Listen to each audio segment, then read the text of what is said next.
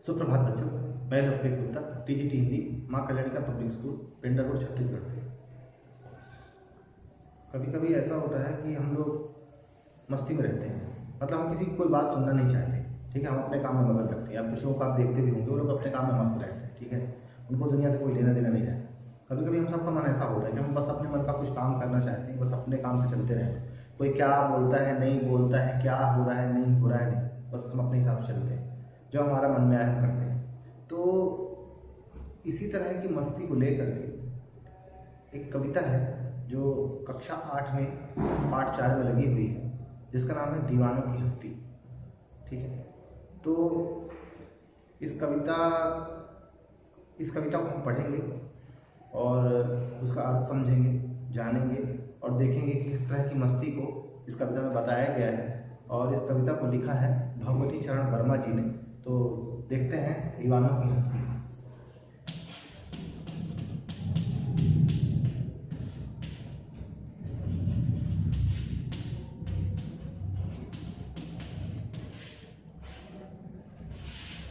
ये एक कविता है, मतलब इसकी जो विधा है वो कविता है।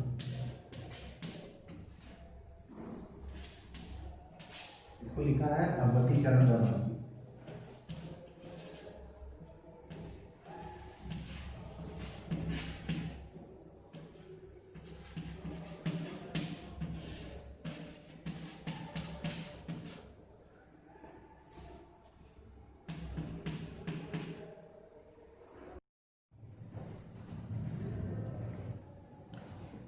अब हम लोग थोड़ा सा बात कर लेते हैं भगवती चरण वर्मा जी के बारे में। भगवती चरण वर्मा जी का जन्म 30 अगस्त 1903 को शफीपुर गांव में, उन्नाव जिला में, उत्तर प्रदेश में हुआ। इन्होंने इलाहाबाद विश्वविद्यालय से BA LLB की डिग्री प्राप्त की और प्रारंभ से ये कविता लेखन इन्होंने शुरू किया। तो शुरू में तो इन्होंने कविता लेखन किया, लेकिन इनकी जो प्रसिद्धि हुई वो उपन्यासकार के रूप में। इन्होंने कहानी, नाटक, उपन्यास, संस्मरण, ऐसे बहुत सारी विधाओं में रचनाएं की, कविताएं भी लिखी। जैसे इनकी भैंसा गाड़ी कविता बहुत प्रसिद्ध हुई, लेकिन इनकी जो पहचान है वो उपन्यासकार के कारण हुई, उपन्यास लिखने के कारण हुई। इनका एक लिखा हुआ उपन्यास है चित्रलेखा, और एक भूले बिसरे चित्र। तो जो चित्रलेखा है वो इतना प्रसिद्ध हुआ कि उस पर 2 बार फिल्में भी बन गई। इन्होंने फिल्मों में संवाद लेखन का कार्य भी किया और आकाशवाणी में भी इन्होंने कई कार्य किए। और एक विचार नामक पत्र भी इन्होंने निकाला, एक विचार नामक पत्र भी। जो भूले बिसरे चित्र है उस पर इनको साहित्य अकादमी का पुरस्कार मिला और बाद में इन्हें राज्यसभा की सदस्यता ही प्रदान की गई। चूँकि शिक्षाविद थे और कवि भी थे, तो साहित्यकार और शिक्षाविद होने के नाते सरकार ने इन्हें जो है राज्यसभा की सदस्यता प्रदान की और इनको पद्म भूषण सम्मान से सम्मानित किया गया। तो बहुत ही अच्छा रहा है इनके जीवन में ये सब परिस्थितियाँ। तो और जो भगवती चरण वर्मा जी हैं, ये मतलब प्रेम और मस्ती के कवि माने जाते हैं। आधुनिक साहित्य में प्रेम और मस्ती की शुरुआत करने वाले कवि माने जाते हैं। मतलब ये एक व्यक्तिवादी कवि हैं, ये अपने मन की बात कहने वाले कवि हैं। तो आइए हम लोग कविता की तरफ चलते हैं। हम दीवानों की क्या हस्ती है, आज यहाँ कल वहाँ चले, मस्ती का आलम साथ चला, हम धूल उड़ाते जहाँ चले। एक शब्द है इसमें दीवाना। अगर हम समझें ऐसे दीवाना, तो आप फिल्मों में अक्सर देखते हैं, इसके गाने बहुत आते हैं इस तरह से। ठीक है ना, तो दीवानों से ये मत पूछो, ठीक है ना, दीवाना चला, ऐसे तमाम गाने। वो दीवाना किसको कहते हैं वो, मतलब दीवानों का मतलब ये हुआ बच्चों की, जैसे कोई आदमी अपने आप में न रहे। ठीक है ना, जैसे हम किसी पागल को दीवाना कहते हैं। ठीक है ना, जैसे कोई आदमी विक्षिप्त हो जाता है तो हम कहते हैं दीवाना है कोई, ठीक है, जा रहा है ऐसे घूमता रहता है पागलों की तरह। ठीक है, तो ये कह रहे हैं कि हम तो दीवाने हो गए हैं, हमको इससे कोई लेना देना नहीं है। ठीक है ना, हम अपने ही आप में डूबे। असल में आप देखते होंगे कि जो व्यक्ति दीवाना होता है या पागल होता है वो अपने आप में ही खोया रहता है, अपने आप से ही बात करता है, सब कुछ उसको किस दुनिया में क्या हो रहा है, युद्ध स्थिति आ जाए, बीमारी फैल, उसको इन चीज़ों से कोई लेना देना नहीं। वो अपने आप में ही खोया रहता है। ठीक है, उसको केवल अपने आप से ही मतलब रहता है। तो यही बात है कि ये कविता के माध्यम से कह रहे हैं कि हम दीवानों की क्या हस्ती है, आज यहाँ कल वहाँ चले, मस्ती का आलम साथ चला, हम धूल उड़ाते जहाँ चले। मतलब हम दीवानों की क्या हस्ती है। हस्ती का मतलब होता है बच्चों हस्ती का मतलब होता है जीवन। हस्ती का मतलब होता है जीवन। कई लोग बोलते हैं तुम्हारी क्या हस्ती, मैं तुम्हारी हस्ती मिटा दूंगा, ठीक है। हस्ती का मतलब औकात भी होता है, ठीक है। तुम्हारी क्या हस्ती, तुम्हारी औकात क्या है, तुम्हारी हस्ती क्या है, ठीक है ना। तो हस्ती का मतलब होता है जीवन, ठीक है ना। तो कहते हैं हम लोग का क्या जीवन है, ठीक है। हम दीवानों की क्या हस्ती है, ठीक है। हाय आज यहाँ कल वहां चले, हम आज यहाँ हैं कल कहीं और होंगे। मस्ती का आलम साथ चला, हम धूल उड़ाते जहां चले। हमारे साथ हमेशा मस्ती का आलम रहता है, ठीक है। मतलब हम अपने आप में ही खोए रहते हैं, ठीक है। मस्त का मतलब क्या होता है, मस्त लोग बोलते हैं तो मस्त कलंदर है, अपने आप में ही खोए रहना। मस्ती का मतलब क्या होता है, मस्ती का मतलब जो है, मस्ती का संबंध खुशी से भी है, ठीक है। लेकिन मस्ती का संबंध जो है इस बात से अधिक है कि कोई व्यक्ति अपने आप में खोया हुआ, ठीक है ना, अपने आप में खोया, अपने आप में खोया हुआ, या उसको हम बोलते हैं मस्त है, ठीक है।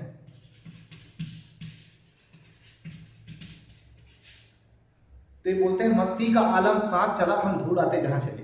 हम जहां भी चलते हैं और हमारे जब हम चलते हैं तो धूल उड़ती रहती है, ठीक है ना। मतलब हम मस्त हैं, हम इस बात का ध्यान नहीं रखते क्या हो रहा है नहीं हो रहा है। ये धूल उड़ाते जहां चले का मतलब क्या है कि हम इस बात की परवाह नहीं करते क्या हो रहा है नहीं हो रहा है, ठीक है। हम तो बस जहां चलते हैं हमारे साथ एक मस्ती का आलम चलता है, एक खुशी का आलम चलता है, ठीक है ना।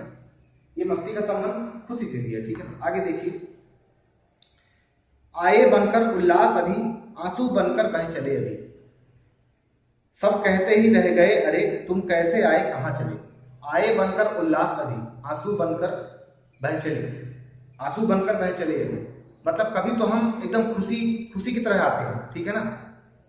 हम एकदम खुशी की तरह आए बनकर उल्लास, कभी कभी तो हम बहुत सारी खुशियां साथ में लेकर आते हैं, ठीक है ना, खुश कर देते हैं। और कभी कभी ऐसा होता है कि जैसे आंख से आंसू गिरने लगता है, वैसी स्थिति में आंसू बनकर बह भी जाते हैं, ठीक है ना। मतलब कि हम कहीं भी ज्यादा देर तक रुकते नहीं। बस जैसे खुशियां लोग कहते हैं खुशियां ज्यादा देर तक नहीं रुकती हैं। जो खुशियां होती हैं वो अधिक देर तक इंसान को नहीं मिलती हैं, ठीक है।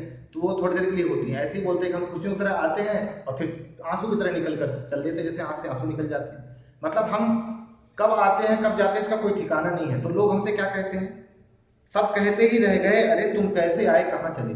हमें देखकर लोग ऐसे ही कहते हैं अरे भाई तुम कब आए और चले, कब चले गए, पता ही नहीं चला तुम कब आते हो कब चले जाते हैं। ऐसा कभी होता है, ठीक है। तो वही बोल रहे हैं कि जैसे खुशियां आती वैसे हम आते हैं, और जहां भी हम जाते हैं हमारे साथ एक मस्ती एक खुशी का आलम चलता है, ठीक है ना। जो भी हमारे हमसे मिलता है वो खुश हो जाता है, ठीक है। तो मस्ती का मतलब है खुशी, ठीक है, अपने आप में मस्त रहना, ठीक है ना। तो किस ओर चले यह मत पूछो, चलना है बस इसलिए चले। अभी कहते हैं कि हम किस ओर जा रहे हैं ये मत पूछो हमसे कि भैया कहाँ जा रहे हो, ठीक है। चलना है बस इसलिए चले। हमें चूंकि चलना है, हमने ठान लिया कि हमें रुकना नहीं है, हमें चलते रहना है, तो इसीलिए हम चल रहे हैं। तो आप हमसे ये मत पूछो कि किस ओर जा रहे हैं। जग से उसका कुछ लिए चले, जग को अपना कुछ दिए चले। और जब हम चलते हैं, जग का मतलब होता है संसार, जग का मतलब होता है संसार। और जब हम चलते हैं तो जग को अपना कुछ देते हुए चलते हैं और जग से कुछ लेते हुए चलते हैं, ठीक है। मतलब यहाँ पर कहने का क्या मतलब है कि जब हम चलते हैं तो जो भी हमें मिलता है हम उसको खुशियां बांटते हैं, और उसके पास जो भी दुख दर्द जो गम होता है वो उससे हम ले लेते हैं। मतलब दो चार बातें अच्छी कहते हैं और उनकी दो चार बातें सुनते हैं, ठीक है। जिससे क्या होता है एक मन हल्का हो जाता है, और दो चार बातें हम उनकी लेते हैं, दो चार बातें वो हमारी लेते हैं, ठीक है। जग से उसका कुछ लिए चले, जग को कुछ अपना दिए चले, ठीक है ना। मतलब हम जिस जीवन में हैं तो संसार को कुछ देते भी हैं और उससे कुछ लेते भी हैं, ठीक है ना। आगे देखिए, दो बात कही दो बात सुनी, कुछ हंसे और फिर कुछ रोए। छक्कर सुख दुख के घूंटों को हम एक भाव से पिए चले। दो बात कही दो बात सुनी, कुछ हंसे और फिर कुछ रोए। मतलब हम इस दुनिया की जो भी हमें मिलता है हम उससे दो बात कहते हैं अपने मन की, और उसकी दो बात सुनते हैं। कभी हंसते हैं और कभी रोते हैं। मतलब जीवन का ये जो सारा संसार है इसमें क्या सुख दुख और तो लगा ही रहता है। तो हम कभी दो बात कहते हैं दो बात सुनते हैं। कभी खुशी की बात होती है, कभी गम की बात होती है। खुशी की बात होती है तो हंस भी लेते हैं, दुख की बात होती है तो रो भी लेते हैं, ठीक है ना। छक्कर सुख दुख के घूंटों को हम एक भाव से पिए चले। लेकिन जो भी सुख दुख हमें मिलता है, छक्कर का मतलब होता है जी भर, छक्कर का मतलब होता है जी भर। छक्कर सुख दुख के घूंटों को हम एक भाव से पिए चले। मतलब जो भी सुख दुख हमें मिलता है उसे हम जी भर कर, ठीक है, एक भाव से। मतलब हम शिकायत नहीं करते कि हमें कितना दुख मिल गया या हमें सुख मिला तो हम, ठीक है, एकदम हर तरह से सब चीज को भूल ही जाए, ऐसा नहीं है। जो भी मिलता है हमें सुख और दुख हम उसको एक भाव से ग्रहण करते हैं, सम भाव से, ठीक है।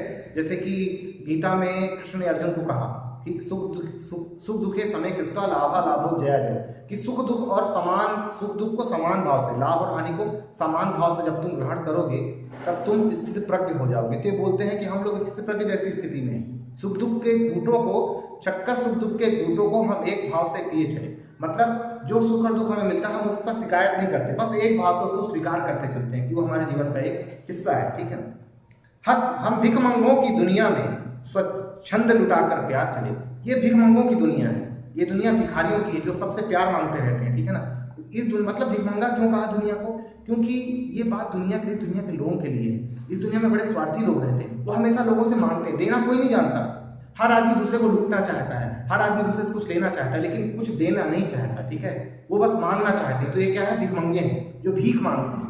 भिखमंगे का मतलब क्या होगा, भीख मांगना। भिखमंगे एक शब्द है,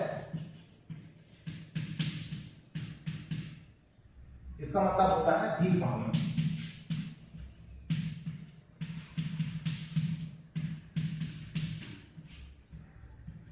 और भीख मांगना किस चीज की, सुखों की भीख मांगना, ठीक है। सुख सुविधाओं की भीख मांगना कि मुझे मिल जाए, ऐसा क्या चाहता है, सुख सुविधाएं चाहता है, ठीक है। लेकिन इस दुनिया में कुछ ऐसे भी लोग हैं जो हमेशा बस दूसरों से मांगते ही रहते हैं, और जरा सा भी कष्ट आए तो बस रोने लगते हैं। कुछ ऐसे भी लोग आप जानते होंगे जो हमेशा, अरे मेरे साथ तो ऐसा हो गया, मेरे साथ तो ऐसा, हमेशा रोता ही रहता है। उसको देख के लगता है कि रोता ही रहे, ठीक है, कभी खुशी नहीं रहता है। अब कुछ लोग ऐसे होते हैं कि कुछ भी मिले उनको, सुख दुख, हमेशा उसको एक भाव से, ठीक है, जीवन है, सुख दुख मिलता रहेगा, वो अपने एक भाव से चलते रहते हैं। तो ये कह रहे हैं कि हम भिखमंगों की दुनिया में स्वच्छंद लुटाकर प्यार चलेंगे। जो भिखमंगों की दुनिया है, ठीक है, जो सिर्फ लेना जानती है, जो सिर्फ मांगती रहती है, उसको हम स्वच्छंद लुटाकर प्यार चले। हम अपने जीवन का प्रेम लुटाकर आगे बढ़ते हैं। हम भिखमंगों की लाइन में नहीं है, हम भिखमंगे नहीं है, हम इस भिखमंगी दुनिया को अपना प्रेम लुटाते हैं, स्वच्छंद, ठीक है ना, स्वतंत्र रूप से। हम एक निशानी सी उर पर ले असफलता का भार चले। हम एक निशानी सी उर पर, उर का मतलब होता है हृदय, उर का मतलब होता है हृदय। हम एक निशानी सी उर पर ले असफलता का भार चले, मतलब कभी जीवन में अगर हम असफल हो गए तो उसकी एक छोटी सी निशानी हम अपने दिल में रखते हैं। उस बात को हम भूलते नहीं हैं, उस बात को हम याद रखते हैं कि हाँ हम एक बार असफल हो गए थे, ठीक है। लेकिन वो एक निशानी सी है, वो जो असफलता का बोझ है हमारे ऊपर। भार का मतलब क्या होता है, भार का मतलब होता है वजन या बोझ। भार का मतलब होता है बोझ, भार का मतलब होता है बोझ या वजन, ठीक है, वजन। तो असफलता का जो बोझ है हम उसको एक निशानी के रूप में अपने दिल में रखते हैं, ठीक है ना। उसका हमें दुख है, ठीक है, लेकिन ये नहीं कि हम जो है बस रोते ही रहे कि हमारे साथ ये हुआ वो हुआ, हम जिंदगी में कुछ कर नहीं पाए। ऐसा भी क्या रोना, ठीक है। हम तो दीवाने हैं, मस्ती में डूबे हुए। आगे देखिए आखिरी लाइन, जो आखिरी पैरा है वो क्या कहता है, अब अपना और पराया क्या, प्रश्नवाचक चिन्ह लगा रहा है। आबाद रहे रुकने वाले, हम स्वयं बंधे थे और स्वयं हम अपने बंधन तोड़ चले। अब कह रहे हैं अब ऐसी स्थिति में हमारा अपना और पराया कोई नहीं, क्योंकि हम उन चीजों को तो बहुत पीछे छोड़ आए हैं, ठीक है ना। आबाद रहे रुकने वाले, इस दुनिया में जो लोग रुकना चाहते हैं रुकें, ठीक है, सुख सुविधाओं को इकट्ठा करें, खूब ऊंचाई हासिल करें, हमारा उनसे कोई लेना देना नहीं, हम तो अलग हैं। तो इसलिए कह रहे हैं आबाद रहें, ठीक है। आबाद माने हमेशा खुश रहें, ठीक है, हमेशा खुश रहें, स्वस्थ रहें। आबाद रहे रुकने वाले, हम स्वयं बंधे थे और स्वयं हम अपने बंधन तोड़ चले। पहली लाइन में कहते हैं अब अपना और पराया है, मतलब हम उस स्थिति को प्राप्त हो गए हैं, अब हमें कोई चीज अपनी और पराई नहीं लगती। ना तो कोई चीज को हम अपना समझते हैं, ना किसी को पराया समझते हैं, ठीक है। हम दोनों ही चीज को एक भाव से ग्रहण करते हैं, बस हम अपनी मस्ती में जा रहे हैं, ठीक है। अब अपना और पराया क्या, आबाद रहे रुकने वाले, हम स्वयं बंधे थे और स्वयं हम अपने बंधन तोड़ चले। हमने इस जीवन में रुकने की जब ठानी थी तो हमने, वो हमारा स्वयं का फैसला था कि हाँ हम भी इस जीवन में रुकेंगे, इस दुनिया में रहेंगे, हम भी बहुत सारे सुख सुविधाओं को इकट्ठा करेंगे, ठीक है, हम भी एक बहुत अच्छा जीवन जिएंगे। लेकिन हमने अपने उस बंधन को तोड़ दिया है, तो स्वयं तोड़ा है हमने। स्वयं का मतलब होता है खुद, स्वयं का मतलब होता है खुद।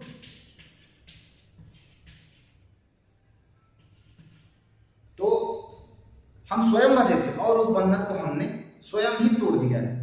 तो इस पूरी कविता में बच्चों जो रचनाकार है, जो कवि है, वो केवल एक मस्ती की बात करते हैं, ठीक है ना, एक खुशी बांटने की बात करते हैं। देखिए वो जहां भी जाते हैं अपने साथ एक खुशी का आलम लेकर चलते हैं, दूसरे लोग भी उनसे मिलते हैं तो खुश हो जाते हैं, ठीक है। वो और ऐसा नहीं है कि उनको दुख नहीं है, जहां पर दुख की बात आती है वो रोते भी हैं, मतलब वो सुख दुख को समान भाव से ग्रहण करते हैं। ऐसा नहीं कि दुख आए तो कुछ बोलेंगे नहीं, भाई मनुष्य है, ठीक है, दुख आएगा तो वहां पर हम रोएंगे भी, लेकिन ये नहीं कि बस रोते ही रहें।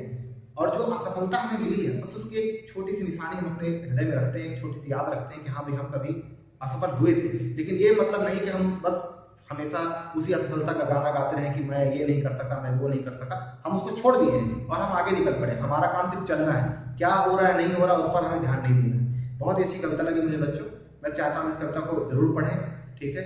और कविता के साथ जो प्रश्नोत्तर दिए हुए हैं, प्रश्न दिए हुए हैं, उन प्रश्नों को पढ़ें, उनके उत्तर को खोजने का प्रयास करें इसमें, और देखें कि आप कहाँ तक पहुँचते हैं। क्या जो प्रश्न पूछे जा रहे हैं आप उन प्रश्नों के उत्तर इस कविता के माध्यम से खोज पा रहे हैं, ठीक है।